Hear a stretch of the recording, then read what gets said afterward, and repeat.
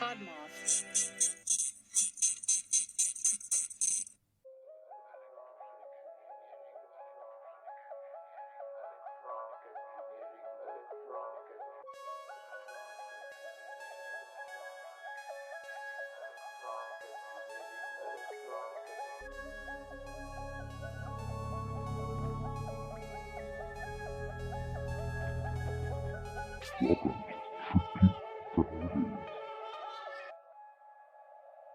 Welcome to Freaky Fridays, the podcast where we talk about all kinds of scary, spooky, and freaky shit.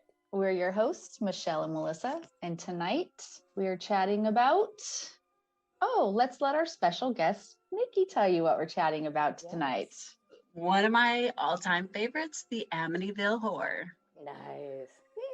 It's a classic. It's a creepy classic. Who is Nikki? Nikki is my sister. Your sister-in-law. By marriage, yeah. Welcome to Freaky Fridays.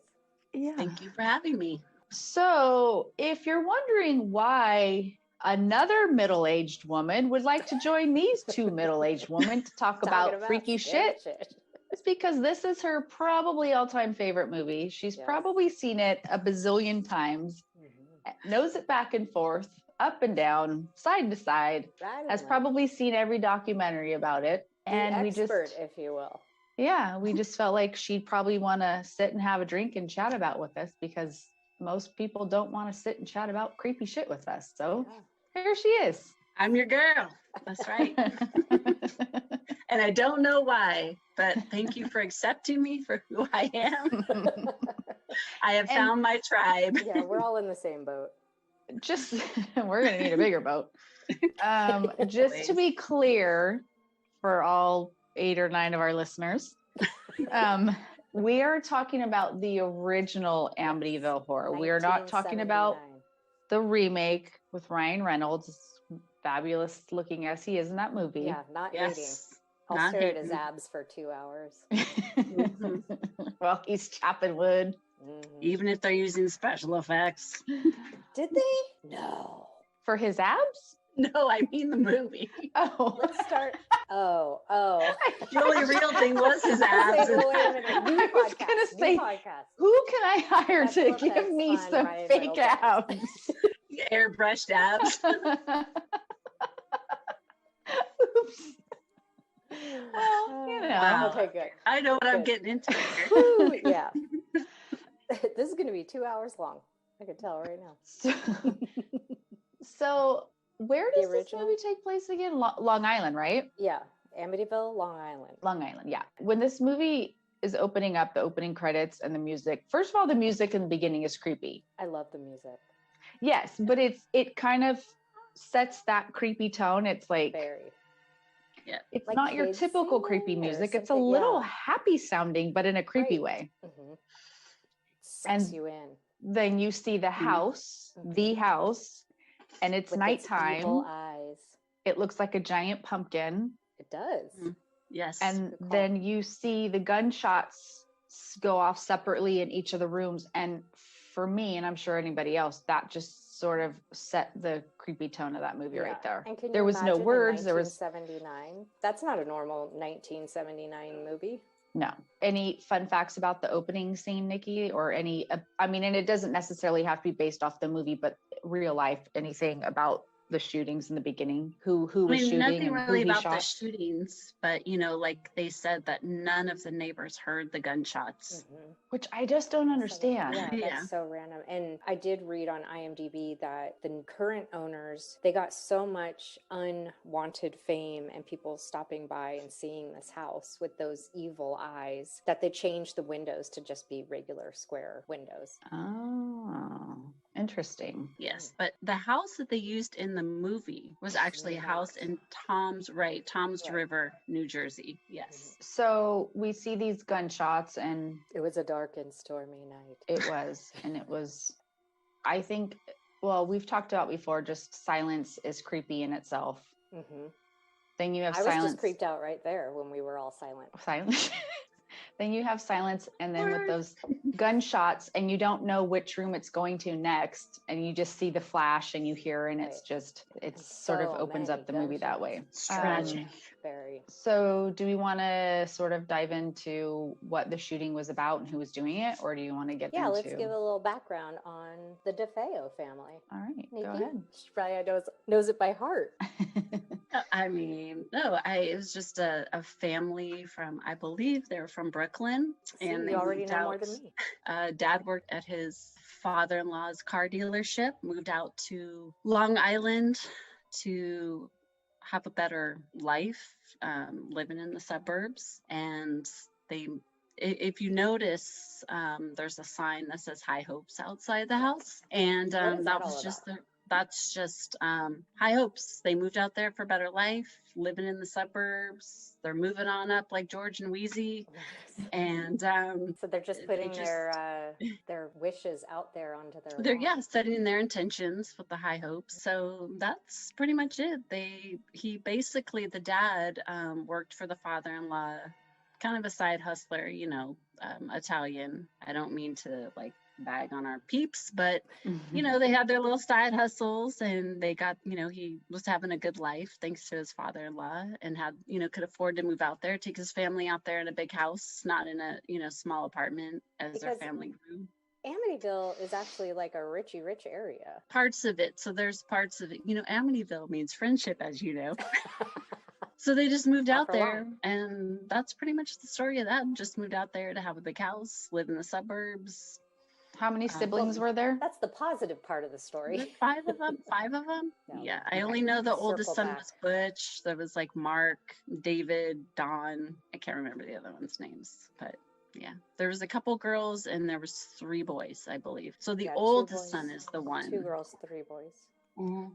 So in the beginning, when you're seeing all the shooting in the house. That's the oldest son, Butch. Yeah. And he's killing his family. Correct. Entire family with a shotgun at 3:15 at night. That no neighbors hear. And they're all on their stomach, sleeping on their stomach, which no defensive kind of things, which is very odd. Those were the 2 things I heard was very odd. Yes, they said to this day that they find that odd that no one even moved or tried to defend themselves or get away. Well, but I mean, if it's 3:15 in the morning and you're dead asleep, are you even?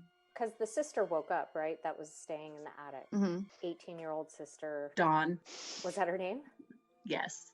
Oh, shit. I heard that she comes downstairs and Ron DeFeo Jr., the oldest son who was murdering his family, said, "Oh, don't worry about it. Everything's fine. Go back to bed." But then went up to the attic and killed her. So wouldn't she So that's what he says, right? Isn't that his side?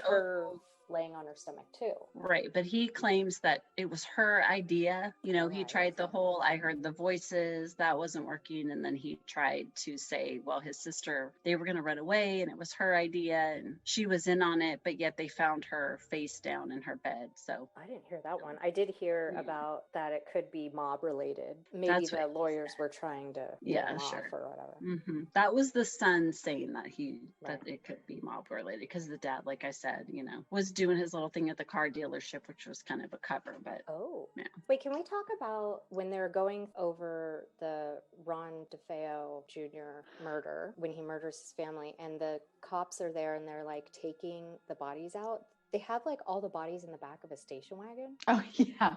So, the hearse or whatever they call it. Hearse?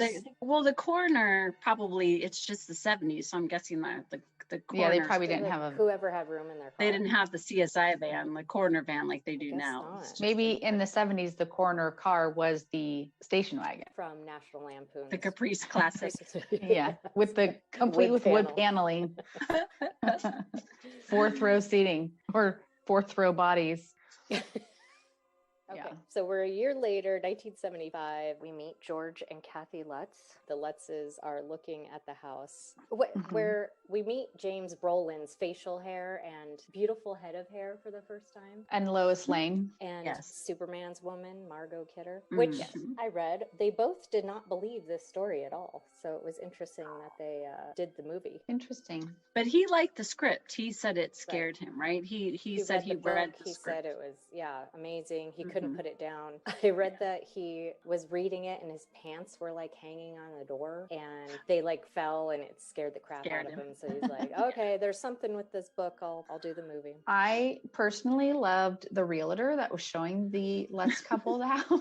She was very animated with her giant glasses. Yeah. But all I could think of when they're going through this house is like, do they know what happened here? Right. Do they really want to buy a home where in the movie, an entire family was murdered? It seems like they do know, but from the shock doc, they said that they did not know until after. They're like, yeah, okay, we'll take it. And then the realtor is like, oh, by the way. Yeah, because you have to disclose that. And that's certain states you do, in certain states you don't. Oh, really? Well, I guess probably too back then in the 70s, there was a lot of things that were different. Right. Yeah, I just kept thinking to myself, like, there's no way I would even want to step foot knowing like a whole family was murdered and they're sleeping there. It just gave me the creeps. So yeah. But $80,000, I mean. Well, back then in the 70s, and that was probably a lot back then. Prestigious house. Yeah, I think it was neighborhood. Kind of yeah. Yeah, I mean, where that house was sitting, it was beautiful. I mean, with the lake right there and all that greenery and stuff, like so pretty. And guest house in the back, and you're like, oh, 80 grand with in the little boathouse. Yeah, and the gardening hut. Yeah. You'd love that, Melissa. The real estate agent says, keep whatever you want in the house. It comes with the price. And I learned later that they actually did keep all the furniture, the bed frames that everybody was murdered in, like they kept everything. The house I'd be okay, but all the furniture and the bed frames, no, that's got to go. Yeah, the broken lamp, like toss that. But I'm guessing then, they didn't have home goods and living spaces like we do now. So they're probably like, shit, all right, that's cool. Included in the price. Throw it in there. I'm surprised though that like, because obviously, someone had to come in and clean it up. I'm sure it was a mess. I'm surprised that when they did that, they didn't at least want to like get rid of the bed frames. Like just if you're going to keep the lamp or whatever, I get that. But like the beds, the scene of the crime. Yeah, that just seemed it seems a little eerie. But I just was wondering if you guys noticed, he's like the joke about the kids, and he's like, oh, we have a family. We have 2 boys and a girl. And she's like, you're terrible. And I'm like, why? They really did have 2 boys and a girl. Well, he was their stepdad, which I didn't know that till Nikki told me. Yeah. I didn't understand what the joke was because there was technically 3 kids. Yeah. I'm guessing probably then, and we have to remember to think outside what we accept now and what's the norm now. I'm guessing probably then for her to say, oh, we just got married, we're newlyweds or whatever he says. And then says, it's great for a growing family or whatever she says. And then he says, oh, we already have 3 kids, 2 boys and a girl. So like they had kids out of wedlock and blah, blah, blah. Okay. Yeah. Nowadays people will be like, you wouldn't even bat an eye, but back then I'm assuming. Shit, these days people are like, oh, you're married? You have 10 kids and you're married? Why did you do that? Okay, so now that you say it like that makes more sense. Yeah, I'm here to help. I got you. See, that's why we have you on. So then useless knowledge would be important. That you think it's useless, and then we have a podcast on Amityville. Yes. Universe is working. So they talk about the death. So like they know about the deaths in the house. So they say they want the house. The agent is like, okay, I'll take care of the paperwork. In the house by yourself for some reason. One little breeze, she's like, I'm out. Fuck this. Deuces. So a month later they move in, and okay, I'm going to say right now at the beginning that I am not a fan of Margot Kidder. Me either. The pigtails. Yeah. I know that's not her choice, but the way she talks, she had like this, like she couldn't say me. She would say me, like with her lip would touch her tooth all the time. Like there's something. I never even noticed. Like, is it stuck? Like, oh my gosh. Like her mouth is dry? Maybe. The whole from the demons. Pigtail and satin ribbon in her hair was just awkward. Yeah. Probably because it's the 70s and... We know the 80s, so we're going to have to, But, James Brolin did not like working with her in that movie. Oh, really?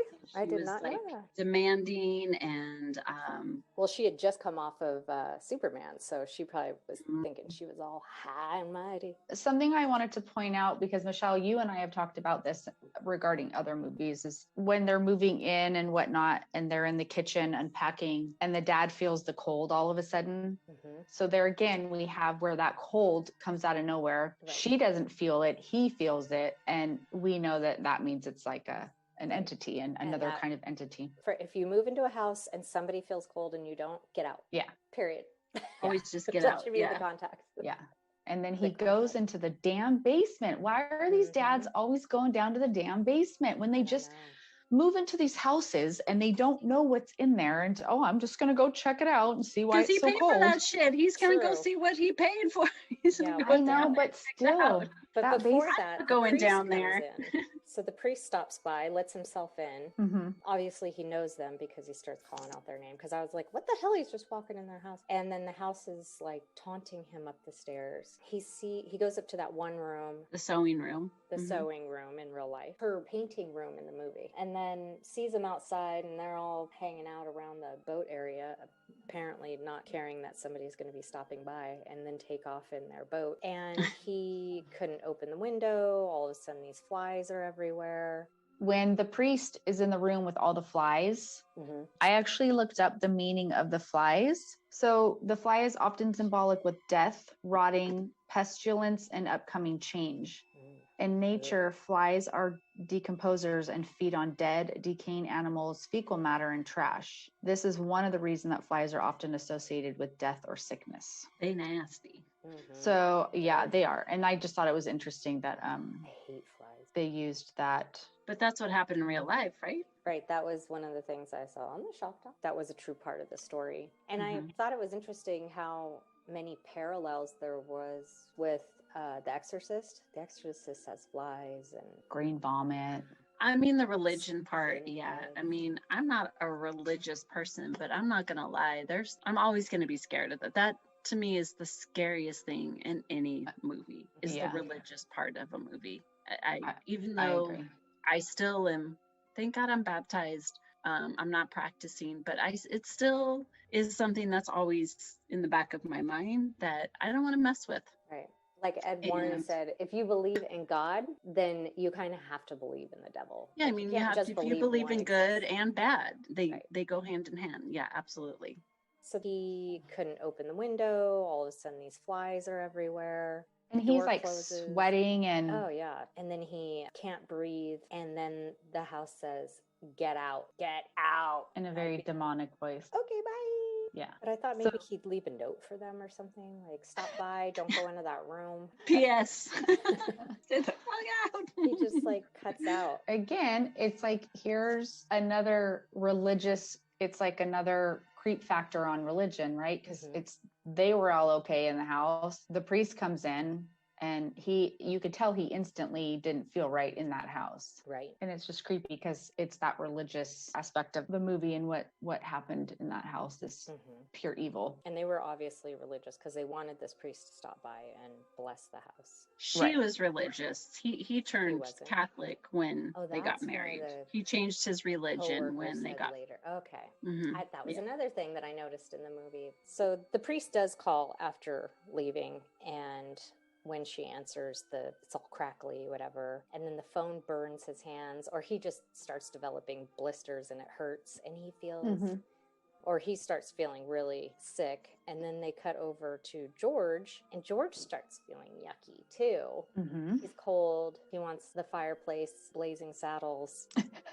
And that's when he goes into the basement. Yes. He finds like a door or something, or was that the wall down in the basement? Oh, it's the wall. It's like a brick wall. Okay, so it was a wall. In the movie, it was a wall. Yes. In real life, what the Lutzes found was a door. The kid comes down the stairs and falls. Yeah. And I think he did his own stunts. Because Really? I was staring at his face. It looked like it was him. So then the dad goes back Kids were upstairs. tougher then.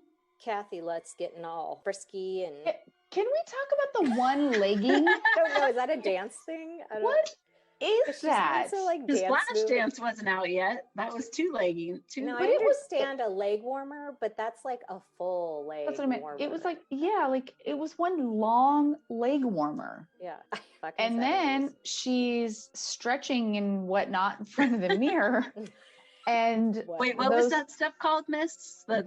those mirrors, the speckly mirrors, they're called gold veined mirrors. Oh, ew. gold vein mirrors. Because we lived in a house Everybody that had those. Yeah, we had Yeah. those. Did you? Yeah. They're so My weird. parents, yeah. So weird. So 70s. So ugly. I didn't need that scene. I didn't need to No, see it her didn't. in her blouse open and her one long leg warmer and her Flower in ribbon her in her hair. hair or whatever. It's like, It's so random. I felt like I was reading like a book about some teenage girl about to lose her virginity or something. Like that's what that scene reminded me of. With my one leg warmer, Yeah. I Like, put on one my leg. silk ribbon. It was just so God, like it's me, Margaret. Fabio, like just, I don't know. It was just so weird. Yeah, But it again, was- it was the 70s. So it was who awkward. freaking knows? So It the was kid creepy. interrupts them before they could finish their Thank God. leg warmer love. And then Leg warmer. when they go into the kids' room to put her back to bed, did you notice what doll is in there? Yes. The Annabelle doll. Was it dirty? If it was the lighting or if the doll had went through something when they moved or The doll had seen some shit. It's like the doll had been in a tanning bed. Yeah, it looked stained. Something was wrong with it. Oh. Okay. Well, And the rocking chair rocks. yes. So, for our listeners, do you have a freaky story you want to share? If so, go to our website at freakyfridayspodcast.com where you can email us or find us on Instagram at freakyfridayspod. So we're on the 6th day, and that is when the priests are driving to the house. He's still sick. The car gets all fucking possessed and crashes into the Amityville friendly town sign. means friendship, you know. Yeah, and then there's a fly. So once again, we see another fly. So he can't even get there. Something's stopping him from getting to the family. Right. And this is the brother's wedding day. Mm-hmm. Now, I don't understand the whole point of, and I didn't hear anything in the true story, Shakta, about this brother's wedding day with him having 1,500 and then he loses 1,500 and then maybe it's just to Well, show him being he doesn't actually lose it. Oh, So if you watch that scene closely, when George is in the doorway walking in and you see the brother's black tuxedo jacket draped over the couch. yeah. If you look close enough, when they're panning on George, you'll see the jacket kind of goes like this, like someone dipped their hand in. No. Mhm. Oh, yes. See, Let Nikki tell you about that. I Well, noticed it right away. Melissa Really? did, and I was like all excited because I watched that movie so many times and never noticed until recently that happened. Like, because I'm always focused on the dad coming in. Yeah. And then one time I just happened to see the jacket make this move. I'm like, oh. And so I was all excited. And Melissa was like, oh, you're talking about the jacket? I'm like, damn it. She totally. But see, it's not just me. It's just something that's so subtle that you Mhm. see that jacket make a move. And then Yeah. obviously someone took the money. Something. So you'll have to watch that again, Michelle. and I'm you'll going to rewind my VCR tape and be kind. Your beta tape. maybe get a pencil Be kind. and Rewind. rewind. Maybe I didn't notice because then the babysitter comes in with the headgear on. Oh my God. I know. Totally distracted. I couldn't stop staring at that poor I had girl. that, and I never wore it in public. And I got so much shit for it, but I was like, I'm not wearing that anywhere but to bed. Thank God I didn't need it. I don't understand why they had to do that. Oh God, there's so many things that they just why are you Right. just now learning that?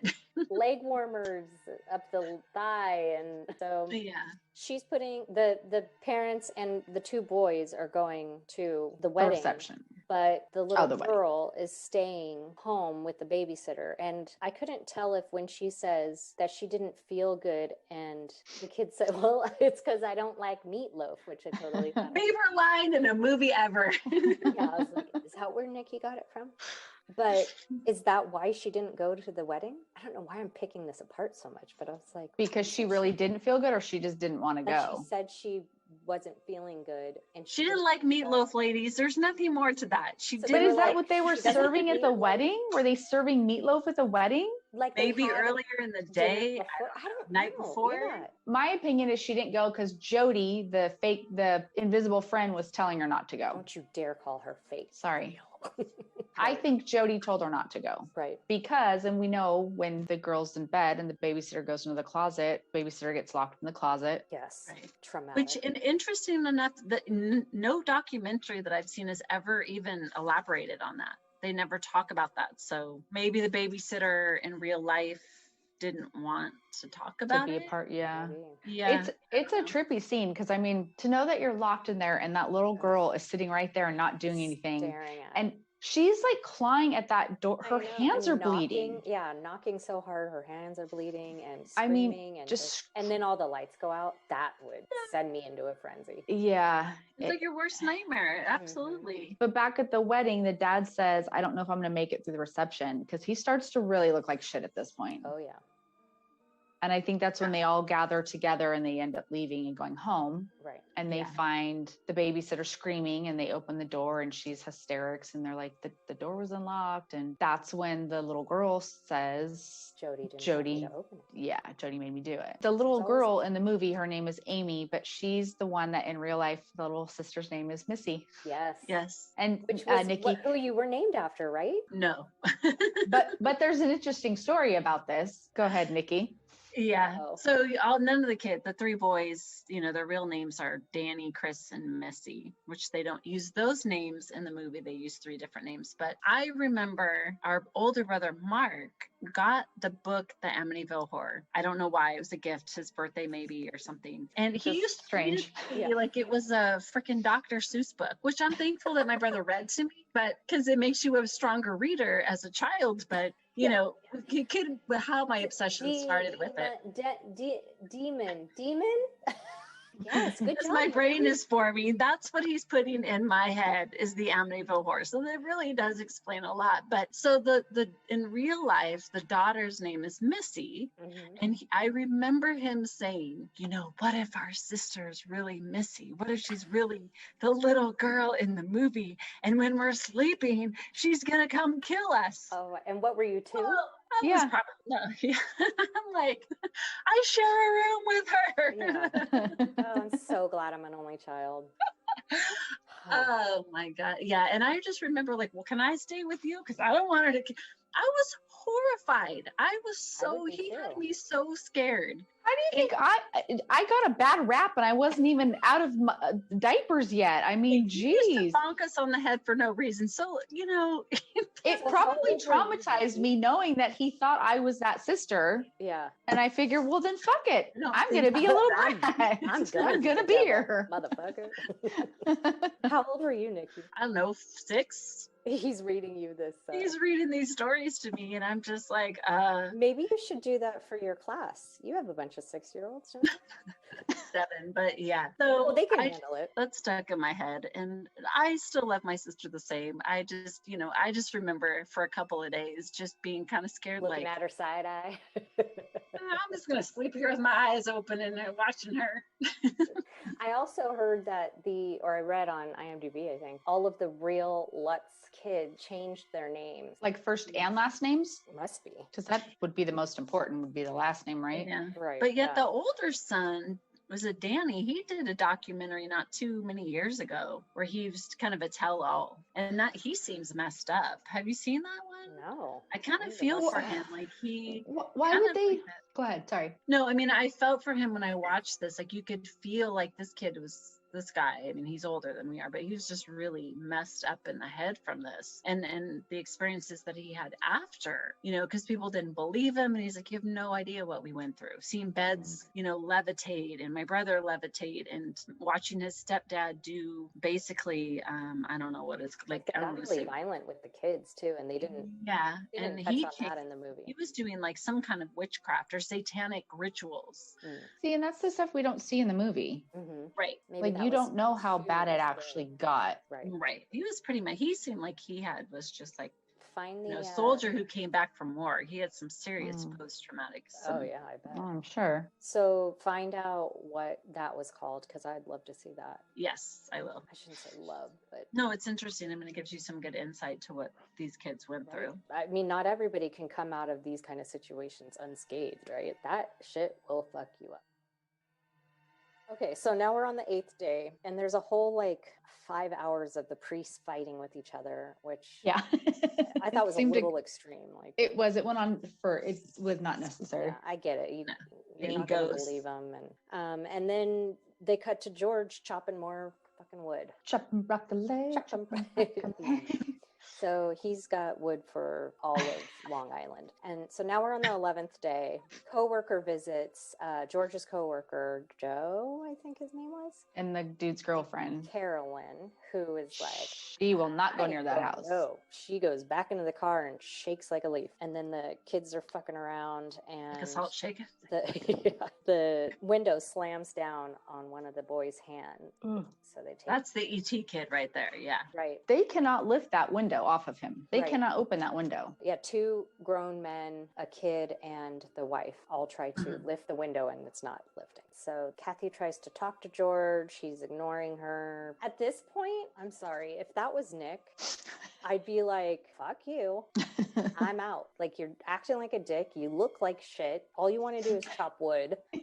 We have this house. But we know Nick's not going to do that, so don't worry.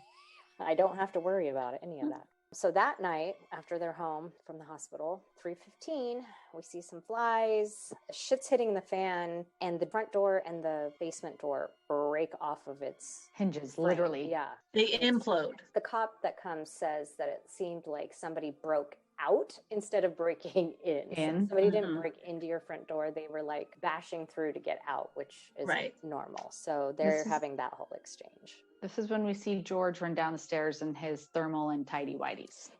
Yeah, why I don't have notes on that. Do you need to take notes on that? Is it not locked up in your brain? I've been trying to forget about it. That image doesn't get out of my head. Nobody wants to see a man in tidy whities ever. He's got floppy hair, a tight thermal, and tidy whities. Yes. And he's just prancing around like nobody's business. Mister, I'm cold all the time. You can throw your Levi's on. Yeah, I mean, put some fucking pants on if you're cold all the time.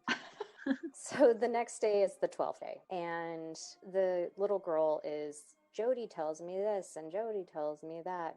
And so the mom's calling the priest again. He finally answers after the 500th ring, because we didn't have voicemail back then.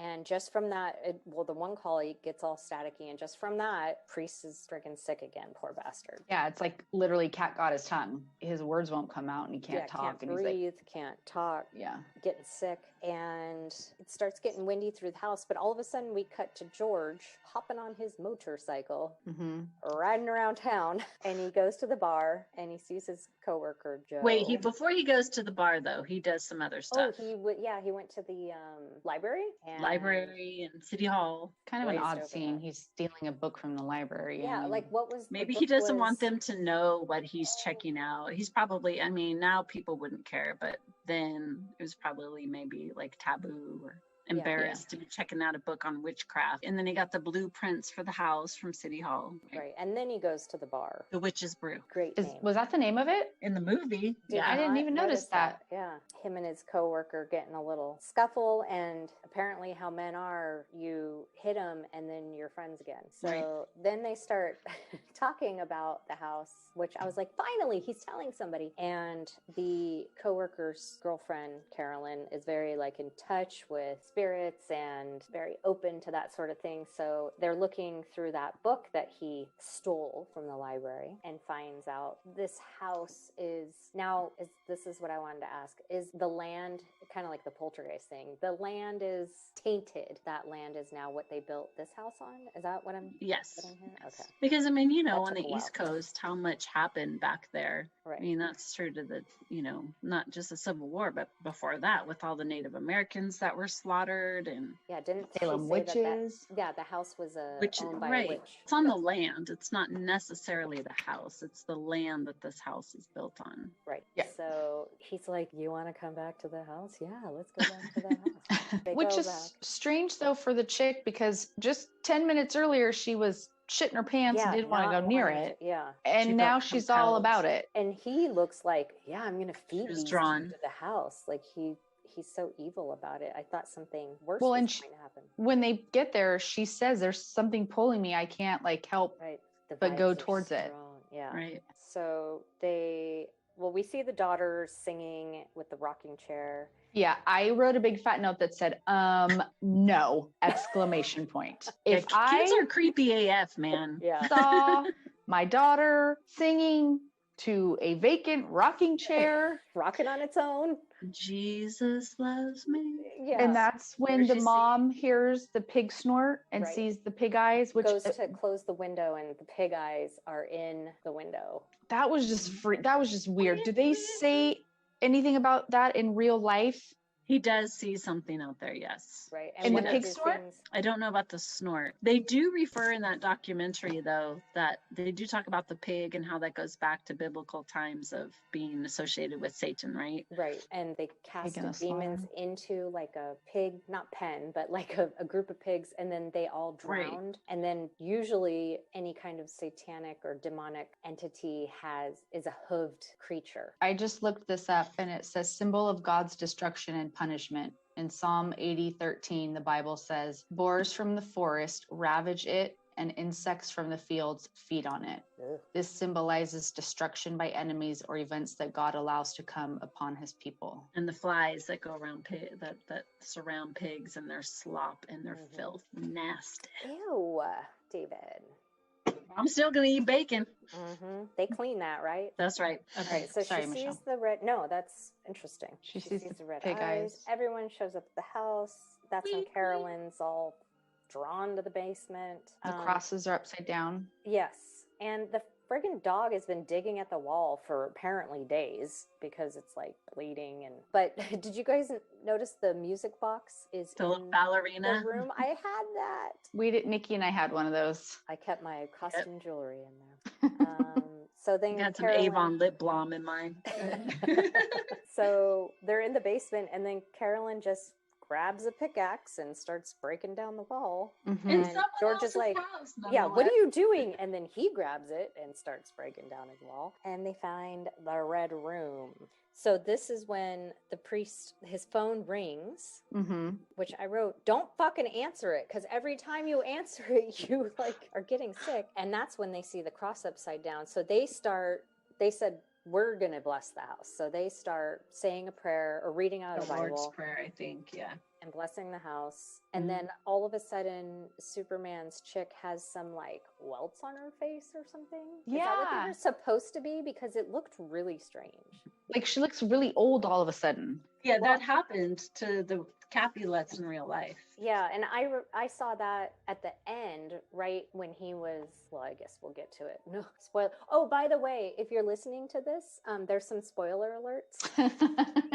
I always forget to say that in the beginning. But yeah, I don't know. She just has like some sort of weird welts on her face. And then the next day, the 17th day, this is when the priest goes out on a rant in the church and goes blind. That When was the piece of the statue falls Yeah, down and hits him in the eye. And he's like screaming to God, and like it's To just, help them, yeah. and but he the goes younger blind, dudes, and I don't understand the point of showing that. obviously it's a religious, Symbolic. yeah, because isn't there like religious stuff where it says like if you could go, you'll go blind, so and so went blind, or you'll go blind, or I think I know if you masturbate too much, you go blind. I think the point of that scene is to show that whatever entity got to him, like finally actually got to him fully. Do you know what I mean? Like made him lose his mind. Yeah, I mean, I know the priest did get sick and he did have to go on vacation and all that, but they never elaborated on If he went blind. anymore after that. Yeah. And I saw that he only did one interview and talked about all of this. And he was Right. like in darkness to not be. Yeah, identified. yeah, they wouldn't show his face. That's interesting. Like he was in witness protection, which I'm sure, Me too. So after he goes blind, we're on to the 18th night immediately. It's 3:15, and George gets up. He hears drums. He hears a marching band drum warm-up. Yeah. And he goes in the room and it stops, which I saw was what actually happened in real life. But I wasn't sure what he was doing with the rug. He starts rolling out the rug and he starts decorating the living room. What is he doing? I'm guessing maybe he was just like, this is my house. This is what, I'm going to like trying to take it back. Yeah, exactly. Take ownership of it. So it seems that Kathy wakes up and sees George killing her daughter and then killing her, but it was just a dream. It was all a dream. So then we're on to the 19th day, and George is screaming in the living room that he just decorated. He has bite marks on his feet, and then he slaps Kathy when they get into it. Mm-hmm. Fuck you, fuck this house. How much? And I mean, it just goes to show you how much he had changed from being in this house. Right. Maybe that's why they really had happened. that leg warmer love scene, because you wanted to feel their love before. He really does love her. Yes. Yeah. Now it's all coming together. So we cut to the nun playing basketball, and Kathy goes every day. It's just so random. Oh, you go, girl. I thought that was maybe her aunt, but so Kathy goes to see the priest, who is blind and gone, and the other priest, who's also a he's mechanic. on vacation. Yeah, he's. Yeah, I'm sure it's a great vacation. The younger priest, after she leaves, he like flicks a lit cigarette out into the leaves. Yes, and that's always into the what? What the hell? There's like all these dried leaves everywhere, and he's like a cigarette. I was like, what the hell? I gotta tell you, that scene when he flicks that cigarette bothers me as much as Kevin McAllister never taking a bite of macaroni and cheese. It's just one of those things I'll never be able to resolve in my life. Right. Because you just want to know why. Constantly hanging out. Okay, there anyways, for you. I digress. Go ahead. So the cop that came to investigate when the doors got blown out is following them around, and he sees the younger priest, Private Dick, aka the mechanic priest, leave all in black, very stealthy, and the young priest goes and visits the older one in some beautiful like area, and the older one, who's blind, looks like Obi-Wan Kenobi. Yeah, he's and it's and like, then the young one says, "Oh, it's so beautiful here." I was like, fucking shove the knife in his back and twist it. I thought we could eat our lunch here today.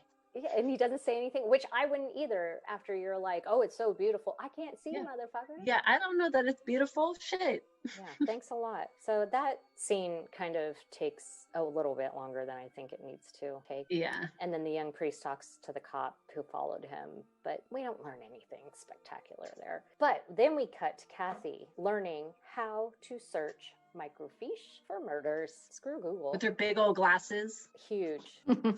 Well, to see the microfiche, maybe. So she finally finds the article about the murders, and they zoom in, and who does he look like?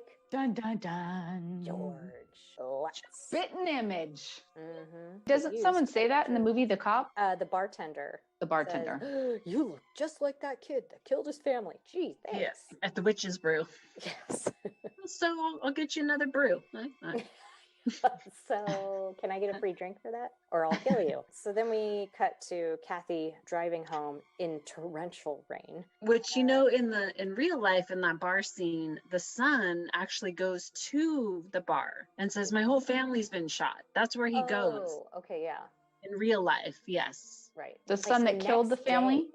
In real life, yeah. Ron Butch DeFeo Jr. goes to the bar, but it's like the next day after he goes to work and stuff, right? So he doesn't call cops, he goes to bed and goes to work, and then the next day goes into, must be when he got home. Tries to play it off like, "My whole family, I need your help. My Somebody whole family's broke been in, shot." Yeah. What a fucker. Yeah, what a dick.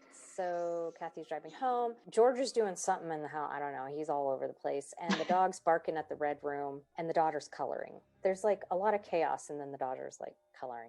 She's just chilling because Jody's keeping her calm. Like, sorry. I guess so, yeah. And then it ends. And then we're on the last night, which I thought was interesting because in the documentary it says 28 days of hell. and it's over Christmas and New Year's. Mm-hmm. And we're only on like the 20th day here. So we're on the last night. There's an evil pig in the window. Mm-hmm. So George calls out for Amy, the daughter. Mm-hmm. The walls are bleeding. The stairs are bleeding. The floor explodes. As they do. Yeah. Mm-hmm, And he goes upstairs. All the kids are freaked out by him and are hiding in the bathroom. And he starts doing the shining, Johnny, here's Johnny. And then Kathy runs up and she looks so old. Just like in The Conjuring when she they tackles him. Yeah. Yeah. And I remember in the documentary they say the same thing, that she had like this sunken view. So apparently that was true in poltergeist form. The tree busts through the window. I see all these like things that I think other movies yeah. But this one was before those other movies. Oh yeah, so they're taking it from the Amityville. They run down the bloody stairs to the van. Which in real life, it was like a jello substance, they said. Right, they found that in the attic, like a green. Yeah, and they would clean it up and it would come back. Ooh. Weird. Yeah. Did they ever find out what it was? No. Plasma. Remember Slimer from Ghostbusters? Right, pre-Slimer. He lived up there. So they're in the van. They have this whole forgot keys thing, and she just finds them in her pocket. Thank God. They're driving, and George stops the car, gets out, and he's running back. Because the little girl says, I want Harry. Right, She wants but I the didn't dog. think that he was running back for that. I thought he was going to go back and do some conjuring shit. Yeah. But Kathy's so dramatic. George! And it's pouring down rain. Pouring rain. So it's even more dramatic. Right. Mm-hmm. And so everybody's watching him run away. George goes down to the basement. The dog's not coming when he's calling, which I'd be like, sorry, dog, peace out, we're leaving. And then the stairs break and he falls through the stairs into what looks like a pool of blood, a lake of blood, a underground blood lake, if you will. The bloody lake. And then the dog... A well in their house. Oh, yes, a blood well.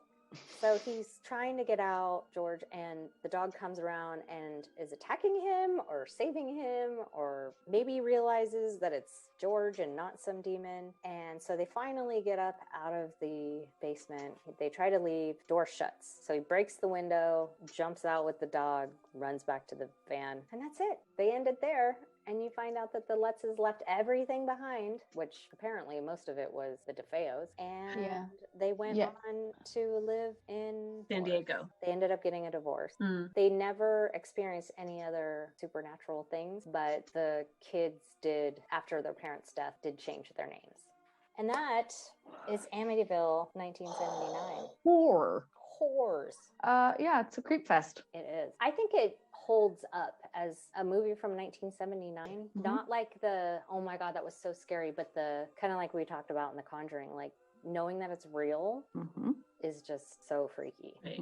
And when you watch these documentaries, which is what makes it even more interesting, you need to watch that one, Miss, because it just explains there's such a bigger story to this movie and what this family went through and after that. And that's what, and the fact that it's still to this day being talked about, this documentary is just made recently, that it's, you know, it does hold up. When you watch a movie like this, well, first of all, when you watch it when you're younger, like the first time I saw this, I was way younger. So it was 1,000 times scarier to me. Absolutely. Yes. And I don't think I really grasped the concept that it was real. It was a real story, even if how they portrayed it in the movie wasn't exact. And then watching it again as you get older, you're like, oh, there's not that much stuff that happens. But again, it's because they can't really, it's an hour and a half movie. They can't like get into everything. So to know that they went through so much more, it's scary because what you see in the movie is scary enough what they went through. Yeah, like one or two of those things and I would have been out of there. When did Ed and Lorraine Warren come into play? After, after the Lutzes left, or they came after they were gone, and there was like a news station and they wanted to do what they called like a seance, and they invited them to come check out the house, and they invited a news crew and some other people to be a part of this, other mediums to be a part of this seance type of thing in the house to see what they felt. And that's when Lorraine Warren was like, this was the most evil thing that she had seen in a house. I just found it. Good old Wikipedia. March 6, 1976. The house was investigated by Ed and Lorraine Warren, together with a crew from the television channel 5. They took a series of infrared time-lapse photographs. One of the images allegedly showed a demonic boy with glowing eyes. And I've Right seen in this the in so many sewing. memes. Yes. Yeah. He's like peeking out and you can see his head over the stair rails. I've seen that picture so many times. I didn't know Which it was is from creepy. that. So the movie with the son is called My Amityville Horror. Oh, And it's Daniel Lutz recounts the version of the infamous Amityville hauntings from 75. I thought it was interesting, and this was way back in the beginning of the movie when George says to the wife, because I think she's talking about something about stuff that happened in the house or whatever, and his comment to her was, houses don't have memories. Mm-hmm. I just think that's interesting because I think they do. Yeah, and I think they kind of mentioned that in the documentary too. And they may not have memories, but you're also taking something that was so traumatic and keeping those items in the house. So if it's the like energy tangible, right. Yeah. The energy is absolutely still, you can feel, you can feel energy in places that you go into, right? Mm-hmm. Good or bad. And then even if everything's fine, if there's any kind of negative energy with the family, which when they started or if they started kind of ripping with each other, or having any kind of problems. Beef. They beefing. Yeah, if they beefing, then that's going to just draw out the demons. Because they thrive on that. They've latched, absolutely. Which is what in The Conjuring, same thing, right? Mm-hmm. That energy is still there, which is why we cleanse the energy. Energy's not going to go anywhere. It just changes forms and shapes, right? Right. But I still probably, and in that documentary, they talk about anyone else.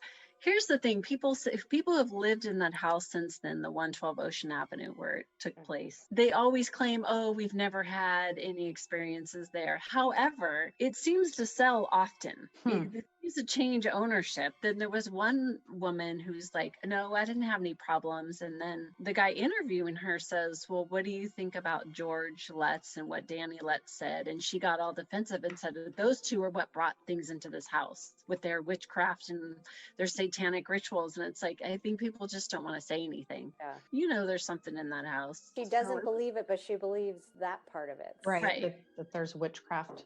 Exactly. It seems to make it on its way in social media when that house goes on sale. And it's like, if there's nothing wrong, why does it change ownership so many times? Interesting. We'll never know. Yeah. But there you have it. That is Amityville. You can choose to believe what you want. And if the Warrens are involved, I'm in. Yeah. Well, thanks for joining us, Nikki. Yes. Thanks for having me. I appreciate it. Good times talking about weird shit. That's right. That's what we do. Like I said, my soul tribe. Spooky soul tribe. Stay tuned. Come back. We'll be here again talking about more weird shit. I mean, what else you got to do? That's right. What else you got to do? We're still in a pandemic. A Panda Express. Pandemic Lovato. A Panda Express.